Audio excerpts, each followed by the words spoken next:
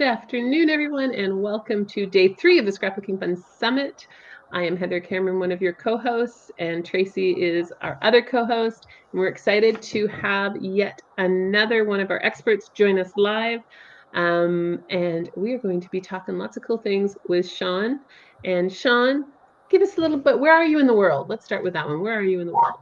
I am in Bloomington, Minnesota, and it is a suburb of the Twin Cities. And is it cold, warm, winter, summer? What are you into? It's chilly. It's probably like 30 some degrees. We got a little bit of snow the other day. Yeah, it's never good when you get snow in October. So, but Yes. that makes it a good time to stay inside and craft. That's usually my excuse. Well, we're about the same weather as you, so yes. And Yeah. we all change our clocks tomorrow. So ladies, the people watching who have the free pass, you get an extra hour access to the videos. Because of the time coming back, it really threw me off this morning because it was like there's 25 hours left. What did I do wrong? And I'm like, I did nothing wrong. Oh, yeah. Excuse me. You. I did nothing wrong, but there's 25 hours. So the clocks go back tomorrow. We're just going to keep telling you that because I know somebody's going to write and say the videos aren't live because they'll go live an hour later if you aren't on a time that changes, and just make sure you're checking your times and that kind of thing. It's 60s and 70s in Florida. Well, that's kind of nice, Debbie. Yeah, we got somebody that's from Minnesota. Yay, you live in She Nevada. lives in Nevada now, but I can really that's so cool. My goal is to be able to winter someplace warmer. And it would be really great if I could find places that want to kind of host different crafting. Debbie's here online. Let's talk to her, right? Yeah, exactly. Like anybody in Florida, Arizona, California that like owns a place that wants to host a Cricut event when I have 6 feet of snow here in Minnesota. Hey, Debbie, there's a calling for you, Debbie. You need to host some crafting Cricut events that last like 2 months, and then we'll all come down. And I believe Shannon, was she not in Vegas? Or not Vegas, but Nevada? Shanna's in Nevada, but Nevada can be both ways. The weather can go both but I'm just trying. She's close to Vegas. She is close to Vegas. Yeah. So, yeah. Email me at shawnmosch@gmail.com. There you go. I'm outside of Orlando, don't own anything, but we can find something. I know some folks. Yeah. Shanna's outside. So what you can do, Shawn, is you have one in each like warm place. So you do a week in a month, 2 weeks in Florida, 2 weeks in Nevada, in California. Texas. Let's just, it'll be my tour. As long as we're doing, the warm states. Okay, Tracy, our next thing to organize. Yeah, okay. I said next. It could be a couple months, years from now, but there you go. And next thing to organize to do that. But yes. Yes, us Canadians who are often known as snowbirds, there's a lot of Canadians in Florida. I have friends who just left yesterday to go spend 6 months in Florida and come back. There's a lot of Canadians doing that. So not so much in Orlando, but I'm still sure there's lots in Orlando, but they like to go to the beach sides of things and do that. My daughter lives out in LA, so we always hear about the nice weather there. I'm like, okay, when the snowflakes start flying here, I'm going to be booking a flight. So I'll be sleeping on your couch.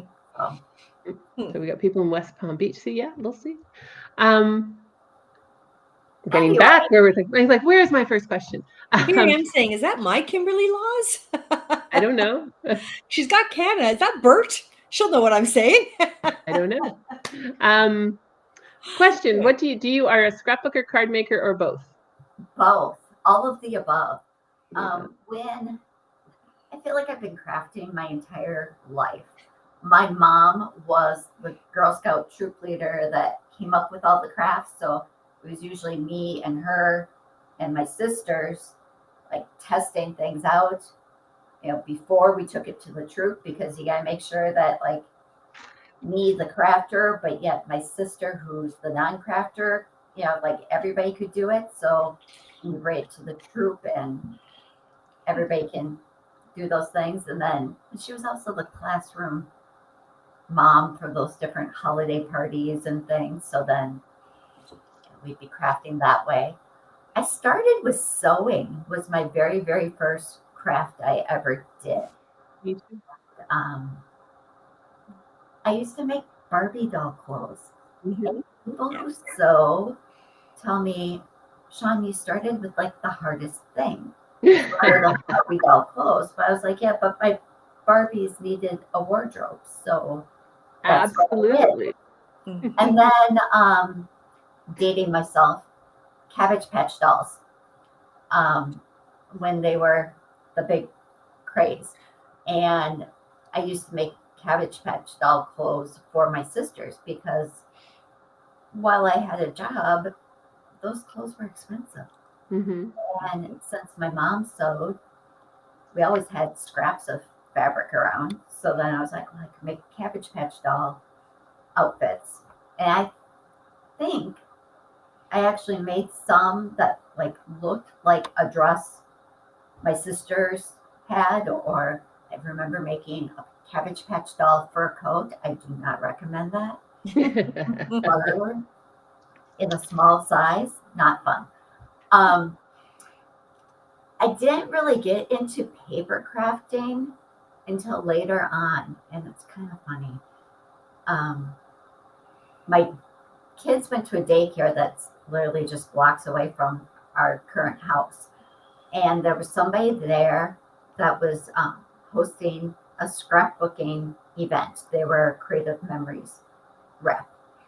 And I didn't do scrapbooking at the time. And they're like, but Shawn, you love Disney, and there's Disney punches and Disney paper and Disney stickers. And I was like, yeah, we did just take the kids to Disney. I'll do one Disney scrapbook and then I'm out. That was 2004. Oh, well. And I remember. And now, yeah. I remember a conversation from June about you and Disney, but keep going. Yeah, I know. I'm like wearing it here. You can see it in the background. Like it's everywhere in my house. Well, when your Barbie story really reminds me, because I learned how to sew too. That's how I started. My mother and my grandmother sewed all my clothes. And I remember being in the car on a vacation going out west, going out to BC. And my mom was making me a wedding dress for my Barbie. And she wanted to put some flowers on it or some decor or some embellishments, if you want to use that term. And she couldn't find anything. So she reached down into her bra. And you know how they used to have little bows, little hearts on her bra. And she pulls that up and sews it on the Barbie and puts that on the Barbie's veil. Yeah. So thank you for bringing that memory back, because I hadn't thought about that. And it's like, yeah, she did it. She pulled it out and she put it on the Barbie veil and made a veil for me by stealing the little rose flower off of her bra. Yeah. And then when I was in college, I worked in the theater and I was the costumer. So putting my sewing skills to good use, but also off of your take it from the bra and put it here, like repurposing things. Mm-hmm. And now I bring that into my crafting. And I think we kind of see that like when I use iron-on vinyl on my cards or scrapbooking layouts, and people are like, what? You're the iron-on vinyl? That's for fabric. No, if the pattern color is right, I'm going to use that on anything. Mm-hmm. Like, who says it has to just be on fabric? That's a great lead into the conversation we had this morning, actually, because we were talking about vinyl a lot in the one we just did before you. Yeah. And how to use vinyl and different things. That's what's kind of made Tracy interested in her Cricut machine. I really, really, really love using iron-on vinyl on card making, scrapbooking, paper crafts. The first time I did it, it was actually, I was making a paper backpack. So have you seen like the paper purses that you can put gift cards in? Yes. Same idea, only I was doing a backpack. It was for somebody that loves those, like those Disney backpacks. And I was doing a very specific one. And I cut the design out of cardstock. And while I was taking it off of the cutting mat, it tore because it was so fine and thin. And I was like, what if I cut this out of iron-on vinyl? Because I knew I could cut much thinner stuff. And when you're taking it off the cutting mat, it's still on the carrier sheet. So that helps keep it all together. So that was kind of my first like let's experiment. If it doesn't work, it doesn't work. That's a nice thing. Like with crafting, it's like, just try it. If it works, you might discover something new. And if it doesn't work, I just edit that out of the video and we do something else. But, might as well try it. What's the worst that's going to happen? And I tried it and I was like, okay, this is a game changer. Because now I could do fine details. And the one I haven't done yet that I really want to do is I want to get some really shiny gold metallic and kind of fake people out, make them think I foiled it. Okay. Yeah. So, I love that though. I love the attitude of try it and see, maybe you'll discover something new, which is where most of the major inventions in the world come from, is not by, oh, I think I'll try this. It's by, oh, I did that and that was, I mean, there's a great story about Post-its. Like the glue on Post-its was an accident, not an intention. And it's like, that's really cool. Stick, solid. Oh, wait, I could reuse that and put it back. Or the mother invention. Medicines out there that like were originally for one thing, but then their side effect turned out to be like, oh, let's just market this for the other thing. So, yeah. Or they're from inventions. I don't know if you guys in the States have command strips, which like stick to the walls and don't take your paint out. They actually come from Australia, because in Australia, when you rent an apartment, you're not allowed to put any nails in the walls. And so that's how they came and developed these, because people wanted to be able to hang things and not have to get their permission and all that stuff. So you have to get permission to put a nail in a wall or do anything on the walls. So the command. My daughter just graduated from college this year, so like dorm rooms and college apartments, same kind of deal. And and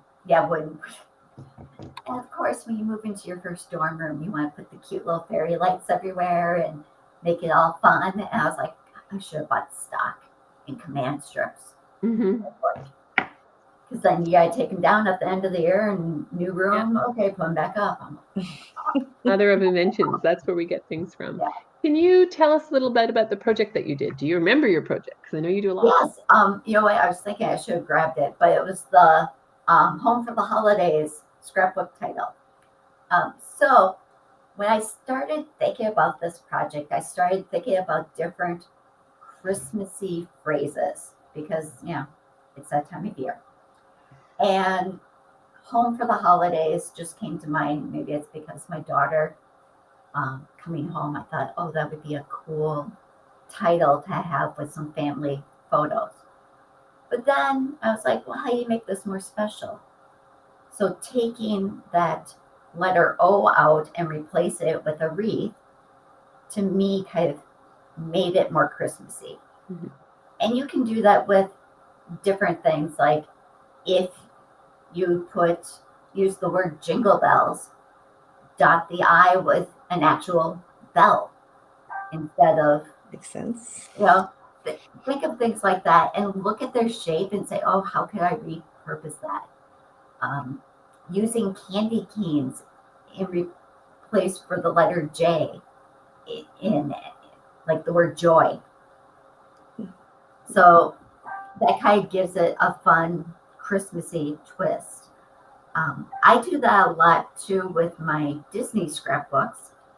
So if you take the letter O out and put a Mickey head icon in there, it makes any title suddenly Disney-fied. Well, yes. And we know you like your Disney. I do. Yeah. You do live in Orlando. That is a good place to be if you like your Disney. I know. We need a scrapbooking event in Orlando. So like little Disney, little scrapbooking. Debbie, you're hearing this, right? A little Disney, a little scrapbooking, a little Disney. Yeah. And I do that too with like, sometimes people are like, oh, I don't want to use the Disney papers because like they have the princesses on it. And they're like, I'm not really a princess person. I've done some scrapbook layouts where I take little Mickey Mouse icons and cut those like really tiny and kind of place them within the pattern of my background paper.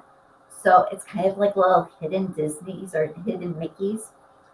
But like if there's a floral pattern, cut a yellow Mickey Mouse head and put it in the center of the flower for like a little hidden Mickey. But you can do that with a Christmassy thing too, of hiding little jingle bells or holly leaves into an ordinary background paper to kind of make it more Christmassy. And then kind of going back again to earlier when we were speaking to Catherine about using the scraps, right? That's another great way just to use your scraps, use your machine, and create I'm a background. queen of using my scraps. Like, sometimes I laugh at myself. I'm like, I'm saving this piece of paper that's this big, and I'm like, why am I saving that? But then, like 2 days later, I'll be like, oh, that's perfect. That's just what I need. So yeah, I save it all. I'm a paper hoarder. I admit it. Yes, Cynthia, just like Hidden Mickey's around Disney and Animal Kingdom or Magic Kingdom, same idea. I like to put some Hidden Mickeys. I did a scrapbook layout that had it was a Finding Nemo one, and you know how there's like when Nemo's in the fish tank, there's that treasure chest that opens up. Well, instead of filling it with gold coins, I filled it with gold Mickeys. Oh, that's cute. Yeah, but that's how you can make your scrapbooks more personal. You take the same idea, and if you went to Nashville, maybe you use a guitar or guitar strings coming through the center of your letter O, so it looks like the O is a guitar. You got good creativity there. I'm just making stuff up as I go. You should write these down and use them, right? I literally just thought of that right as I was talking, Well, now you go. That's going to be your next project you do for something. I know. But just don't look at things for what they are. Kind of look at the shape of them and go, what could it be? That is great advice. So yeah. Have you guys seen those shirts where they usually say home, but then they take out one of the letters and replace it with the state that you're from? Same kind of deal. Well, but it also means you can, I'm guessing you can reuse files. So you could use home in a different way with a different thing and replace the E or the M or the H or however you do it. And it's kind of what I did on my layout for this event, where it was a die that I'd used and it said love, but the O was like the paw print because it was obviously had to do with animals. Right. But the layout I was using it on didn't have animals on it, so I just covered the O up and I had a different embellishment that was the shape of an O, and it fit well. Or for sports, I've seen a lot of people do the word love, but then you take the O out and put in a basketball, a soccer ball. Exactly. So then that fit your scrapbook layout without I have to go buy soccer stickers. Exactly. That makes sense. So Cynthia loves the way you make your projects your own and make them special. So that's that's what it's about, right? It's capturing those special memories and make it personal. Nobody wants their scrapbook to look just like somebody else's, even if you use the same paper. And actually, I think this would be a fun challenge to send like 10 crafters the exact same box of supplies and just see what everybody comes up with. I agree. You just gave me an idea. There you go. I better be included in this idea since I gave it to you. There you go. You can be included in this idea. I'm like, all right. Interesting idea. Wouldn't that be fun? It's about scrapbooking, crafting is about creativity. And it's therapeutic, it's a release, but let's be creative and then we can inspire each other too. You remind me of, I used to take, before the pandemic, I used to take a lot of color pencil drawing courses. So very detailed drawing. And my teacher, lovely lady, who I think Tracy's met her, we would be, it was like a day in her basement with like 8 other people. But the morning was always an exercise that we all did the same thing. But some of them were very creative, like doing different techniques to try them. Some of them were like learn how to draw upside down, but we all had the same picture, but they never turned out the same. Right. And that was the cool part. And so she always had that exercise in the morning, that it would be something that, and she usually just came up with it the morning of, like, oh, what's going on? Or she would go get a leaf outside and say, here, dry the leaf, or something like that, but giving us an exercise just to try. But 8 people always had a different version of it. Right. And that's because we're 8 different people. Mm-hmm. You know, we're good. We're like snowflakes. No 2 of us are alike. But what Cricut questions do you guys have, or scrapbooking questions? We had a really good discussion this morning. Oh, I missed it. But I'm going to ask you before we do that, because I'll forget if I don't. Explain your freebies tag SVG files. Yes. Because I thought, we're going into the holidays, so why not have some Christmas tags, or tags that you could add Christmas designs to? You could take the wreath from this project I did and plop it onto the tag. You could use probably different techniques you learned in the other sessions of maybe embossing them, or doing some different coloring techniques on them. You could use the tags actually in your scrapbook pages. I've used them to put my journaling on to kind of make it stand out a little bit more.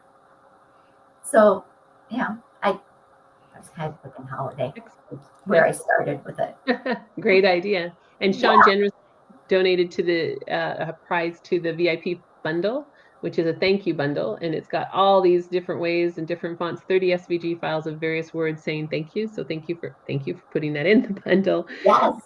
Well, okay, so continuing on the whole holiday thing, I was like, I feel like after the holidays, some people write thank you cards.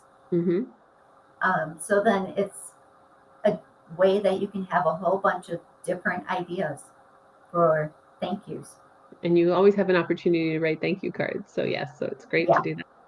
And it actually feels great receiving a thank you card. Like, I'm not saying I need one now, but because so let's all send Tracy thank you cards. I need your address. Well, my mother works at a school, and every year people give her lots of Christmas gifts for, she's the administrative assistant. So she's always sending out a ton of thank you cards. Okay. So it was actually last year about this time that I was like, oh, I could make you some thank you cards, because then I could teach techniques in my tutorials and my videos, and you would benefit by getting all the cards. She's like, sounds great. Who would say no to that? Yeah, she's like, so I don't have to buy thank yous? And I was like, no, just go buy blank envelopes this size. I'll make the cards.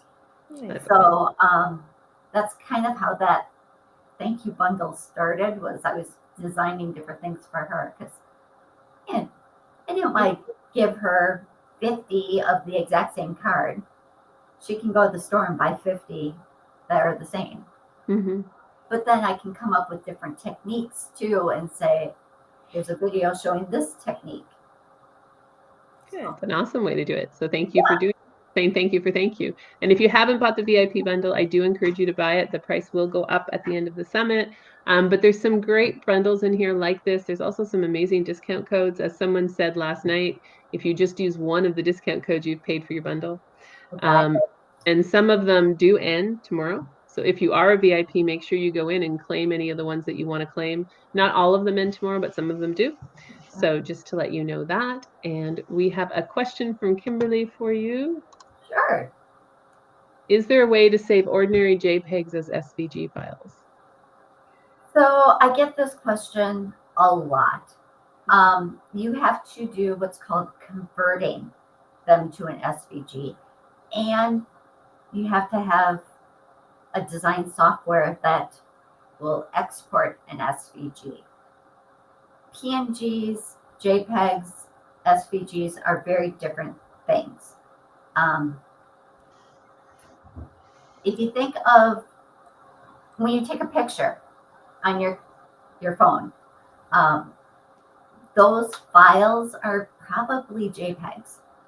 If you look at the file type, it's a flat image. SVG files contain data inside the file. And without getting too techy and boring everybody, it's like the file tells software programs like Design Space, I want this color in this section, or this section is captured by this boundary line. It breaks up those details so that the software knows what to do. I have uploaded some high quality PNG files and turned them into a Cricut cut file in Design Space. But you cannot make an SVG file just using Design Space. Yeah. You need some other software. There's Inkscape is a free software that a lot of people use. But if you're not tech savvy, it might be harder to learn how to do that. If you, go ahead. What do you use to make your SVG files? I actually use a software that's called Create, and it makes the StarCraft Solo machine run, which is another cutting machine, but it has the ability that anything I design in the software, I can export as an SVG file. Right. So the problem with Cricut is once you bring anything into Cricut Design Space, it's like it's trapped inside that box of Cricut Design Space. Right. People might say, oh, well, you can turn off the grid on the canvas and take a screenshot. Okay, well, screenshot images are really low quality. Mhm. So unless you're doing a really simple shape, I wouldn't trust that. On your computer, though, Cricut Design Space does automatically save a transparent PNG file to your computer.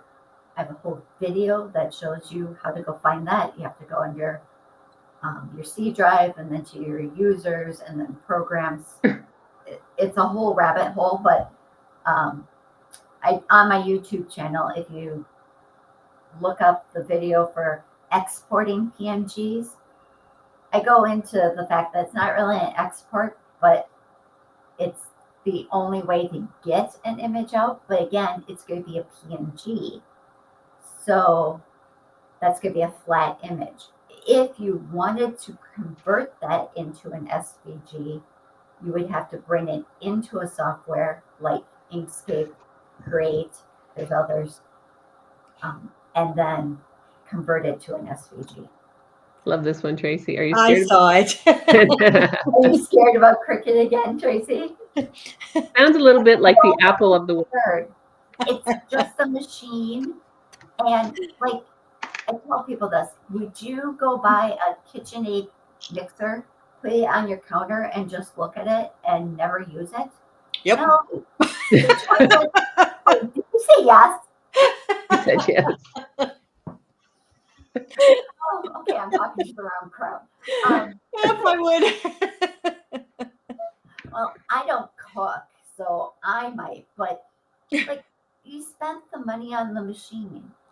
See, Tracy's was given to her. That's the trick, though. She was given it. That's the. You have the machine. Yes, I know, and that's yes. And I get learning a new software program can be scary. I mean, I am the queen of when we go to watch TV, I'm like, there are 5 remotes here. Somebody else get it to Netflix because there's too many buttons. Mm-hmm. But like I'm self-taught on AutoCAD, which is a design software. Oh, I know. Used in interior design and architectural. Architecture, yep, I know that. That's my real job. I'm self-taught in Excel for doing charts and pivot tables and different lookups and all that kind of stuff.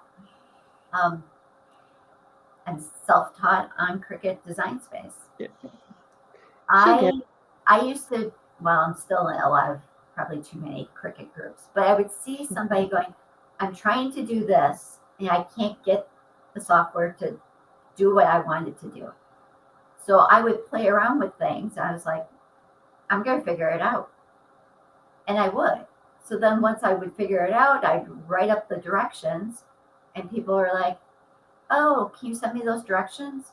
Well, instead of like emailing 50 people the same directions, that's why I started a blog, because I'm like, here, I'll put it here, and then you can all just go here and find it.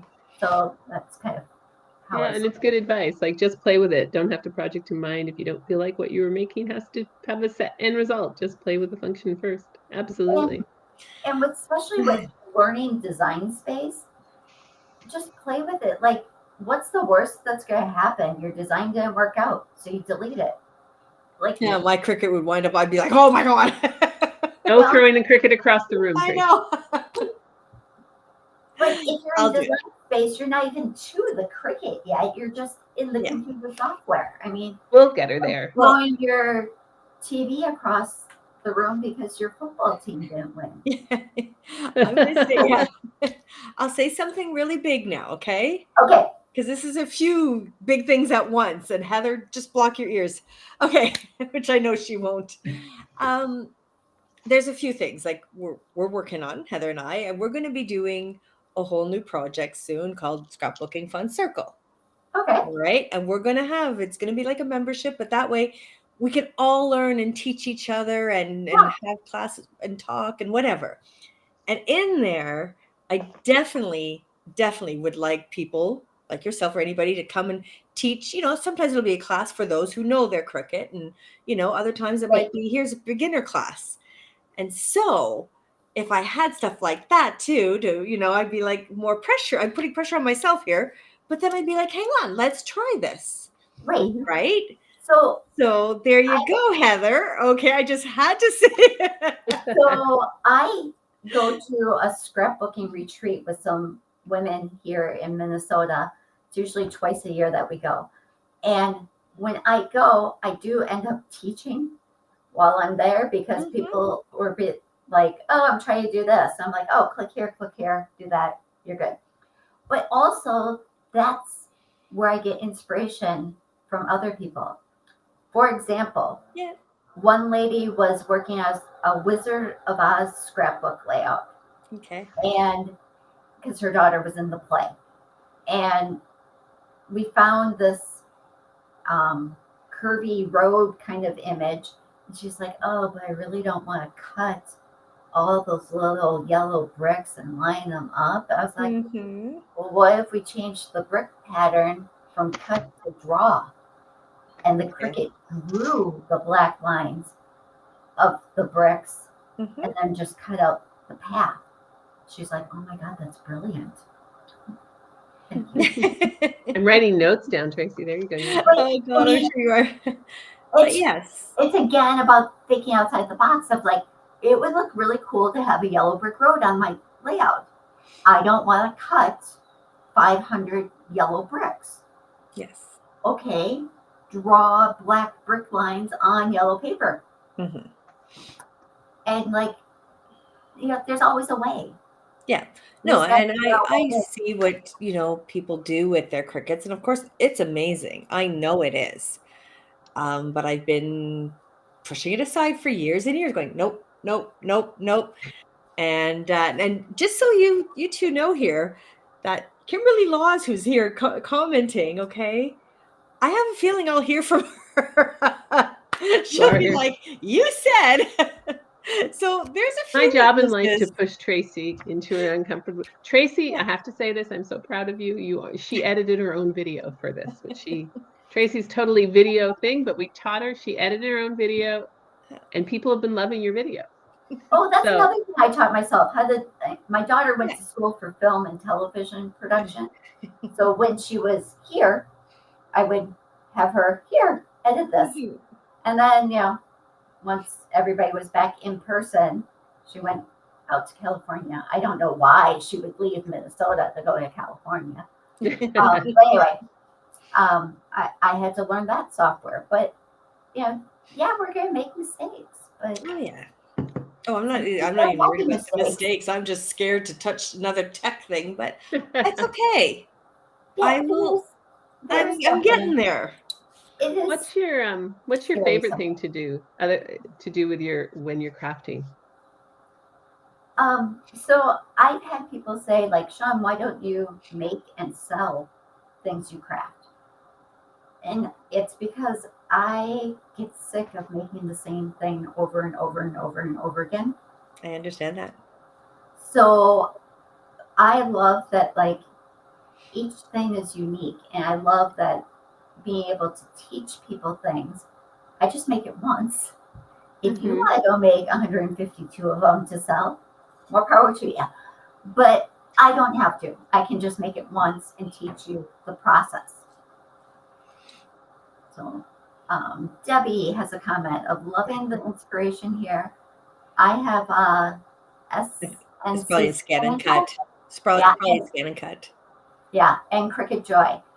I just don't use them much since I have all the stamps and dies and such. So when I first kind of started crafting more, I was using stamps and dies, and punches. Like, back to the story of scrapbooking, I was creative memories. I had the punches, and I loved them, but there were times that I was like, I want a heart this big, and I only have them in a die or a punch this big. Or for my Disney scrapbooks, I was like going to the store and they had stickers, but they're little stickers. I'm like, no, I want a big Mickey Mouse. Well, that's where the Cricut was my thing to really unleash my creativity, because now I can make it any size I want. You know, I've even I made recently, if you go to my website, ShawnMosch.com, there's a DIY birthday that I did this summer.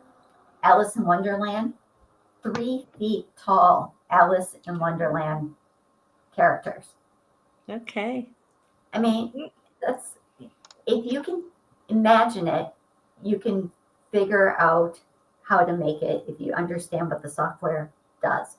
And if you can't figure it out, that's where you're going to email me, because sometimes people's questions of how would I do this turn into my next video tutorial, because I'm like, oh, that's good. Like, I wouldn't have thought of, like, if I don't come up with the idea of, oh, I want to make a yellow brick road, you know, I wouldn't have thought of the draw the bricks idea. So I get inspiration off of other people. Well, it's got to be hard. That's such a great question for people like yourselves that I haven't thought to ask anybody yet. You're always like, do you do a video every week, or do you have a consistency? And then how do you come up with your ideas for each video? I need more hours in the day. I would love to do a video every week. Actually, I would really love to be hosting some sort of a Cricut, you know, teach me stuff every week. It's hours in the day. So my kids are 30 and 23 now. So for a long time, if I wasn't working my real job, I was doing stuff with family while the kids were here. Once the kids went away and I was a empty nester, I was like, okay, now on the weekends I could be crafty, or evenings, because I didn't feel like I was being torn between spending time with the kids and crafting. Where was I going with this? So I need more time. So the problem is I still have a real job. Doing crafty stuff. I know there's people out there that's all they do and it's their real job. I would love for that to be my real gig, and then I would produce more content. I would try to at least once a month do a live Q&A kind of thing. But it's all about, like, you gotta pay the bills. Yeah, we all need real jobs, and that's okay. We understand that. Yeah. Kimberly said, I never thought of flipping my cutting map around. It's so simple but genius. So thank you for that. I'm loving the twice I got called genius. There you go. Like, let's just keep that coming. So I think for your cutting mat, okay, rotate it, but also when my cutting mat is getting to the point where I'm like, I probably should retire it, I have gotten a few more cuts out of it by using painter's tape to hold my material in place. Trick is just make sure the painter's tape is not going over the edge of the cutting mat, because then it will get stuck in the rollers. Oh, all right. that's Shawn, thank you for interesting. all the summit presentations you have done. They are all great and very informative. Always worth the details you put into even for an experienced crafter. So there you go. I always hope that no matter what, if you're a beginner or an advanced crafter, you pick up something that you're like, oh, that's a good idea. So it's how we keep inspiring each other. Mm-hmm. I agree. Yeah. You know, whatever it is, try to like remember that there are beginners and explain some of those things that a more advanced crafter might be like, that's basic 101, but like, you don't know if the person coming in is a 101 or a 201. So sometimes even people who are experienced need to remember basic 101.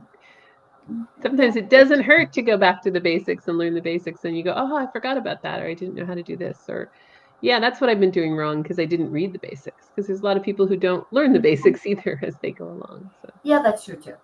So I guess at the heart of what I do, I'm a problem solver. And if you have a Cricut problem, I want to solve it, because I've done so many different things. Like I said, I know there's a way. awesome. I have reached out to Shawn, not that I'm a Cricut user, ladies, but Yeah. I have reached out with some questions that clients have asked me, and I'm like, hang on, let me find out. And she's been very quick and has helped them immediately. And trust me, I love you for that. They love you for that, because I'm like, I can't help them. But You've been most times excellent. when people reach out to me like that, most times I'm like, okay, what are you trying to do? Yeah. And 80 to 90% of the time, I have a tutorial or a video that explains what they're trying to do. I'm like, here's the link. Go watch it. If you still have questions, then respond back to me. You know, the one or two times that it's like, oh, I don't have a video on that. As long as I have time, I will do a video specifically on it. And some of those have turned into one of my most popular videos. For example, there was somebody that wanted to use their Cricut to cut sewing patterns, but all of their sewing patterns were in PDF form. I said, would you mind emailing me one? Because then I can use an actual pattern you're trying to cut in Cricut Design Space that won't upload a PDF to show you how to do it. She's like, oh my God. It took off. Sewing people are like, oh my God, this is life-changing. I didn't know that was a problem that existed. Yeah. We don't know what we don't know, right? I wasn't using my Cricut that way. I love that you think you have finished, and then Shawn points out what's going to go wrong if you don't check something. So there you go. That's good. Because, okay, if you guys haven't, Cricut users, if you haven't been to my YouTube in the last couple weeks, I have one I just put out a couple days ago. That's kind of like the biggest tips and tricks and mistakes. But then there's also one called What Am I Doing Wrong? Where I actually did screen grabs. I went in different groups, and we've all seen the post where people post a screenshot of their project and they're like, what am I doing wrong? I answer those questions. That's excellent. I tell you what they're doing wrong and what you should be doing to make it right. That's an excellent idea. Yeah. Yeah, good for you. Yeah. Yeah. I mean, we all have had the question of, okay, this is what I want to do, but what am I doing wrong? Mm-hmm. Excellent. I don't know why. It's like my weird superpower. If I look at somebody's Design Space canvas screen, I can tell them, yep, you have to click this and this, and then it's going to do what you want. So now you know where all the resources go for when you need this, when you pull out your machines and do that. Yeah. I mean, I feel like I could Cricut in my sleep. I understand the software, but that's because I've tried like a million things. And, I actually show sometimes, like, you'll see people say, oh, click this and then this. I'm like, no. If you just click this one button, you're going to get what you want versus clicking the 3 different things that they said to do.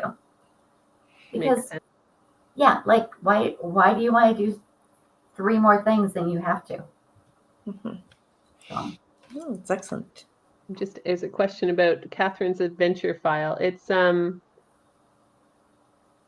her page where you download Catherine's free gift. And then you have to click on that and sign up to her email letter, and she will send it to you. I'm not sure specifically what you're looking for on that one. So Ruth, we can answer outside of that, because we have a crop in 15 minutes that we have to get ready. I just saw that Cynthia called me the Cricut guru. I've been called the Cricut queen, guru, expert, the Cricut whisperer. Yeah, I just need more people like you to realize that I know what I'm talking about. So then come to my site when you're trying to figure out what you need to do. Come to your side. Go on my website, use my resources. Yeah, I mean, and ask her a question. Sounds like a wonderful, helpful person with your Cricut, which is great to know for people who are asking questions about the Cricut and do that. Shawn, thank you. My Facebook group.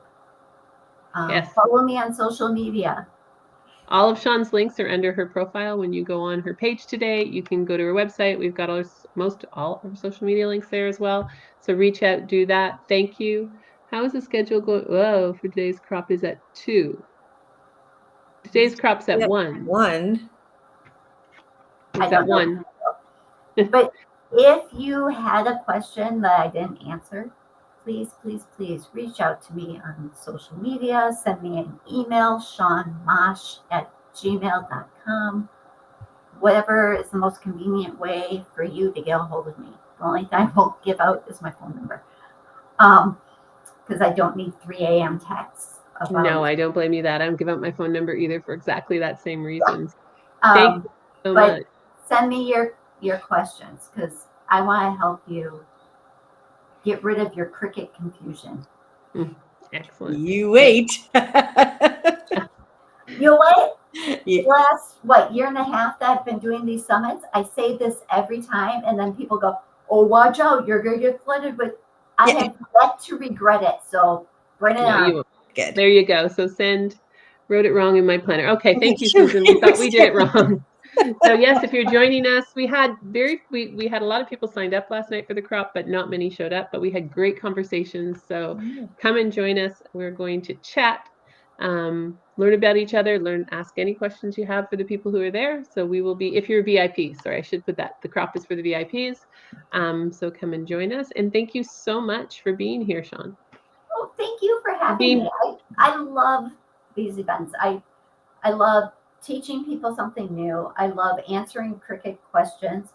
I also love it when people say, I watched one of Shawn's videos or followed her tutorial and look what I made, because it finally made sense to me. Yes. So if you're making any of these, post them in the Facebook group, because this time around we haven't as many images posted. Some people posted some last night. So if you're doing any work on this stuff, post it. Let us know.